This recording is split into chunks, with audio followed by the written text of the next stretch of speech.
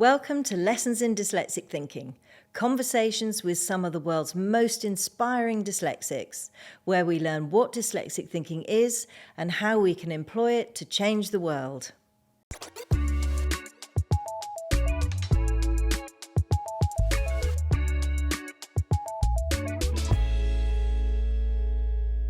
I'm joined today by Her Royal Highness Princess Beatrice, who is one of our ambassadors.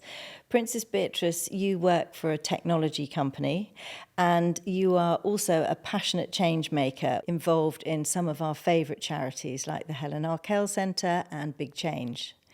You've said that we have to look at things differently if we're going to combat the challenges that every young person is facing today, which I couldn't agree more. I think we're at a time where we've got a lot of work to do to make our young people feel safe, valued, and inspired to thrive in the fifth industrial revolution. Tell me, how has dyslexic thinking helped you to do what you do? Thank you so much, Kate. Talking about this subject is my favorite thing because as a dyslexic who's navigating the kind of mad world we live in, I am so grateful and lucky to have a dyslexic thinking mindset because it definitely pushes me a little bit further to try and solve some of these challenges and try and help as much as I can. And sometimes I use my dyslexic thinking, I describe it like being able to think in a circle and really try and find as many people as I can along the way in order to sort of connect that circle up so that we can really help and support young people find what they really need. And that's sometimes working with some fantastic organizations which are focused on one subject. But, you know, in the story of Big Change, we realized that actually we needed to work on the sum of all parts. And working with my amazing founder team at Big Change and our incredible team, what we've learned is that understanding dyslexia and how education and teacher training and those opportunities really factor into what young people really need to actually feel that there is support out there. Sometimes it's about access to resources, and sometimes it's just being okay with the way that you are, and we've got to make sure that everyone is sort of accepted for their difference. And Big Change is very interested, and their mission is to change education, to move away from the exam system that we have, more towards creativity and innovation. Can you tell me a little bit about why you think, we totally agree with you, but why you think that's important and how you think we might be able to do that? Yeah, so the very foundation of Big Change was to ask ourselves some very large questions. Why is education the way that it is? And is it fit for purpose for what young people really need to thrive in life? The exam system is just one example of where we probably need to be a little bit more open-minded. But again, this is also looking at how we can support teachers, which is why our fantastic partnership with Made by Dyslexia is so important to me as an advocate for this, because I really do think that teaching teachers how to be aware of how important skills are for dyslexic thinking, I really think that can move the needle for a lot of young people. Our world is moving at a very fast pace, and for lots of young people that can feel quite scary. But how can they find their place in the world is also with these great foundations that come from fantastic leaders, good teachers, and that sort of substance, which is what Made by Dyslexia is all about, which is great. We've just looked at the research that the World Economic Forum have put out this year. I think it's every 2 years, every 3 years, they put out a report saying what are the skills needed for the future. The 5 top skills align directly with dyslexic thinking. So I agree with you. I think that's going to be the thing that can really push and help to push education. What's really interesting is the fifth industrial revolution, which technically started in 2020, is all about machines and humans working together, which is why those 5 skills are so important. I know that your company that you work for does a lot around AI. Do you have a view on how important you think artificial intelligence is going to be in education and in the world? So my view on this amazing collaboration between AI and humans, I think is sort of, we're just starting out.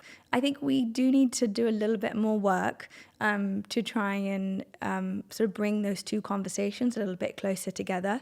There's a lot of talk right now about jobs that are going to be replaced, but we're actually not talking about jobs that are going to be created. And when I look at dyslexic thinking, I am inspired to see the way that we could probably solve some of the world's biggest problem if we put dyslexic thinking in the heart of the narrative. And this is about communication skills, this is about teamwork, this is about collaboration. Some of the most important things that we need to have if we are ever going to design a future where technology and humanity can be symbiotic in the successes that we really need to see. That includes how better data can inform our opinions about climate change, and how we could get dyslexic scientists to really utilize that data. We could probably answer some of the best questions to be able to, impact climate change in the best possible way. So I'm thrilled that we're in this moment in time. I look at this very optimistically because I feel very grateful that I work in communications in technology, and I'm seeing firsthand that, together with a little bit more support for each other, we probably could get to where we need to go. But we have to really work a little bit harder to take the fear out of the room and put a little bit more communication skills in.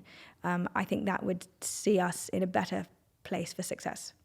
Yeah, absolutely. I think the future is so bright, but it's how we navigate through the scary bits of machines taking our jobs, when actually I think machines are going to be creating jobs. But it's a tough time. But for dyslexic people and the way we think, suddenly, our skills are really, really vital, which is phenomenal. Yeah. And do you think that the workplace has got a role to push education in the direction it needs to go? I know a lot of our partners, EY, for instance, and Randstad, are very, very keen to get education to create the minds that they're looking for, rather than this sort of sausage factory of education. Well, I firmly believe in collaboration. I think that, to redesign the way that, and sort of reimagine the way that education needs to deliver, it's going to take a group effort. And I look to the private sector as well as the public-private partnerships to really see that coming together. And I think if we do that really well, especially some of the successes that we've seen with how governments can really lean in to training teachers the best way, and then I think that we can really succeed in that way. But I think it all again comes down to what dyslexics do best: communicate and collaborate. Absolutely, and it sounds like that's exactly the skill set that you're using in your job and across the charities that you work with as well. Yeah, I think those skill sets for me have been the best ones, sort of understanding what a problem is and figuring out how to communicate around it. Probably not trying to, write a huge essay or come up with a huge long, a long thesis to change. Simplify things. Simplify That's what we things. do. And, I tend to use the sort of my skill set, which is about trying to act as a catalyst, trying to have a different conversation, trying to bring people together. And then hopefully if you can sort of inspire ideas, then they sort of go off and hopefully become something that you can be really proud of. Amazing, amazing. So can we take you back to school days? Yes. Which I know is often very painful for lots of dyslexics. What was school like for you? The early days of school really, really stand out as to those moments where you just don't fit in and you can't figure out what it is about you. Why don't I fit? I think I've spoken about this in the past, but, I remember, trying to do extra lessons with teachers and just sort of blankly staring up at her face. And she was like, "Why are you looking at me? The words are not on my face." I said, "Well, they're not on the page either."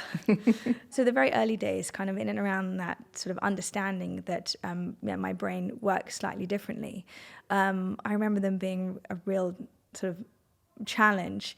But then as sort of understanding and sort of awakening around what dyslexia is, how normal it was, and actually working with some fantastic partners like the Helen Arkell Dyslexia charity, I was very lucky to get the support when I needed it, some amazing teachers, Hilary Leppard, Wendy Moyles, these are all characters that I sort of well up when I think about, because I probably wouldn't be the person I am today if they hadn't been there in my life. And I actually ran into Hilary Leppard the other day at a charity event, and I was meant to be very strong, and I was looking around a phenomenal school, and I just saw her and promptly burst into tears.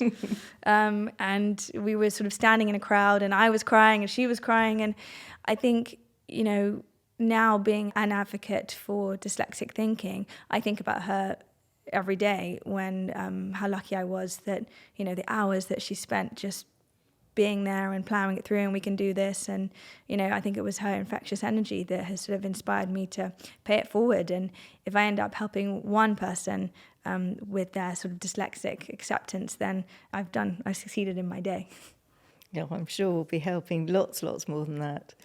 What age do you think you felt that you didn't fit in? For me, it was about 6, I think, possibly a little bit younger, but it tends to be very young with kids, doesn't it? It was really young. I think we were reading Beatrix Potter. It was sort of class project style, everyone collaborating.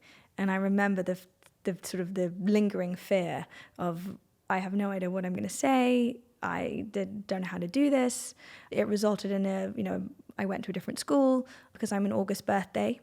I actually ended up moving down a year, which actually was the best thing. So I went from being kind of the youngest in the year to being the oldest. And that really made a difference in the acceptance of the fact that I needed a little bit of extra support. And if your 7-year-old self could see you now, what do you think they would think about what you've achieved and who you are? My 7-year-old self, I think, would be quite excited about the fact that, from the age of about sort of 11 onwards, suddenly I was kind of quite able to read books. And when that happened, the toolkit and everything that I'd been given along the way sort of started to come into action. It was great. I think my obsession with history and how that led to my university degree, I think that would be quite an exciting moment as well. History came to life for me, and I'd love and study of it. But actually, I'm very lucky to have also benefited from fantastic pieces of technology like audiobooks, like reading assists, like computers that were able to bring a lot of that to life. So I think, my 7-year-old self would think, thank goodness that we have fantastic toolkits to be able to help us get to where we are. Absolutely. And do you think she'd be proud of what you're doing with your charity work and championing dyslexic kids? I'm really proud of a couple of quite monumental moments, which I didn't even know happened, but being able to talk about dyslexia so honestly and so openly has given me more joy in my life than I knew. Being able to tell my story and know that maybe it might help somebody else, that inspires me and keeps me going. And I've found, even working with some incredible dyslexic organizations, I feel like I've sort of found a home and a family and that understanding, that acceptance. So, even Kate, when we were recently together, I was sort of anecdotally talking about how difficult it was at work. Sometimes you get handed a whiteboard pen and you've got to sort of do the group think again and collaborate, and off you go to the whiteboard. And I was thinking, that's the most terrifying moment for me in my life, and please don't ever make me do it. I'll do a speech tomorrow, but don't give me a pen and a whiteboard. And one of your colleagues at Made by Dyslexia was saying, oh, me too. And it just, for the first time, gives you that sense of, oh, there are other people like me. They think like me, or maybe they don't think like me, but we can collaborate in some way. And that is just the most wonderful feeling of all time. And I think that's the whole purpose of this podcast series, Lessons in Dyslexic Thinking, is that hearing people from all different walks of life talking about their dyslexia and the similarity that runs through it's really, really moving. Yeah. And everybody has a tear in their eye when I asked that 7-year-old self, including the Mayor of New York, which was very humbling, to be honest with you. And change makers, campaigners, the best ones are always people who really tap into their personal experiences. but also their family experiences as well. My husband and I are both dyslexic. I have 2 dyslexic kids. It's my kids that made me do what I'm doing. I actually trained in dyslexia at the Helen Arkell Centre, so that was my home when I wanted to go and work out how to help my own son. Your husband, Edo's dyslexic as well, isn't he? And he's a designer, an interior designer and an architect and hugely creative. Hugely creative. So yes, an incredible designer and property developer, and really, can see sort of concepts in space in a very beautiful way. And I think it's also pushed him to be the entrepreneur that he is, and accepting that he needed to do things on his own. It's very interesting to see how many entrepreneurs are dyslexic because they recognize that maybe they do have to push the boundaries. Yes, 40%, I think they say. It's incredible. And, those are the ones that hopefully we can, get the collaboration between AI and humanity correct. They'll be the ones that are really able to change what we're doing. As 2 dyslexics, we will be, as parents, figuring out now kind of whether or not our children have dyslexia and how best to support them. But I think the most important thing that I can do, hopefully, is if they are lucky enough to be dyslexic as well, then I feel really grateful that we can help them with resources and again, being a part of this community, I think has given me a bit more of an understanding. And I'd really like that for all parents. So actually bringing the parents into the conversation, I think is really exciting, because right now, when a parent does happen to have the sort of the news that their child is dyslexic, right now I don't think that they are sort of getting the right support. We're still very early days in what we're achieving together, and it's quite really exciting to actually see how we can sort of do the work in order to sort of help that parent be the best version of themselves as well. Yeah, and I think when you understand the 2 sides of dyslexia, yes, it comes with challenges, but it also comes with these amazing strengths. I think when parents understand that, it's just a light bulb moment. And I think that's what we're really pushing hard to do with all of the training and the wonderful videos we've got are brilliant for parents as well. Even just having another conversation around dyslexia is incredible. Support is everything. Support and community. Absolutely. And if you had one piece of advice for a dyslexic, young, old, any age, what would it be? Please don't give up. Find the best ways that you can to work on your toolkit. I would say that actually taking on the responsibility to do it for yourselves is really valuable, because as you just said, being dyslexic is challenging. But when you can see, with the right toolkit, with the right support, just how far you really can go, everything is about just finding where your strengths really lie, what you can apply them to, and I've met so many incredible dyslexics over my advocacy career, and each one's has got a fantastic story about how they came to be dyslexic, why, which is why I love this podcast as well. And I think, striving to find what strengths really work for you, and just don't give up. No, that's amazing advice. I think it is finding your passion, your strengths, and just don't give up, go for it. Yeah. So every dyslexic person is good at having a big picture, having a vision. If you had one wish for the world, one thing that you would love to see happen for dyslexic people, what would that be? I just really love to see a time when it would be a bit more of like, oh, I've got dyslexia. That's the coolest thing in the world. I'd love to see a little bit more of that, because if we can sort of create that energy, I just think that it absolutely would unlock quite a lot of potential in terms of inspiring teachers, inspiring community, and inspiring parents that there is joy here and that there are challenges. But because of amazing resources like Made by Dyslexia, like Helen Arkell Charity, there are resources out there. And I would just love to see a little bit more of that energy that, we can be change makers. Everyone can be a change maker if they want. That was amazing. Thank you so much, Princess Beatrice. That was really, really lovely. Thank you. Thank you, Kate. This podcast is sponsored by Microsoft, who, like us, are passionate about empowering dyslexic thinking. Check out their brilliant learning accelerator tools, including Reading Progress and Reading Coach, free with Microsoft 365 apps, by clicking the Microsoft link in the podcast notes. Join me next time when I'll be talking to Mark Murphy, top New York City chef and star of TV show Chopped, about how his dyslexic thinking is the secret to his success.